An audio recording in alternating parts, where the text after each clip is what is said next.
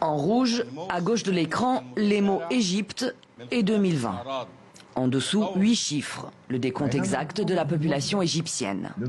Il a fallu 3 naissances de plus ce mardi pour que ce compteur passe à 9 chiffres, franchissant la barre des 100 millions d'habitants. L'Égypte occupe le 14e rang mondial en termes de population. Avec ses 100 millions, c'est l'État arabe le plus peuplé de la planète, devant l'Algérie, le Soudan et l'Irak. Il est aussi le 3e pays le plus peuplé d'Afrique, derrière l'Éthiopie et le Nigeria. Mais loin d'être une source de satisfaction, cette donnée démographique inquiète sérieusement les autorités du pays.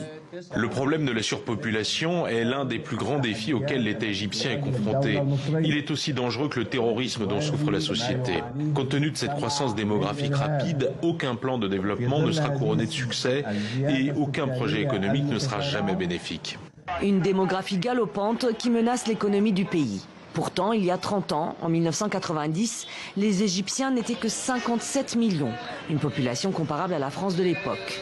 Mais le taux de natalité a littéralement explosé depuis, avec une moyenne de 1,5 million de naissances par an, soit un enfant né en moyenne toutes les 17,9 secondes. D'où une population très jeune et très démunie. Un tiers des habitants vit sous le seuil de pauvreté. La croissance démographique crée un fossé grandissant entre les besoins et les ressources financières disponibles.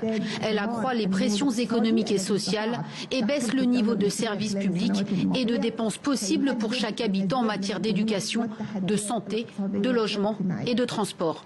La surpopulation, une bombe à retardement pour l'Égypte. Le gouvernement tente bien de réduire le taux de fécondité, mais pour l'heure, les campagnes de sensibilisation lancées ces dernières années peinent à porter leurs fruits.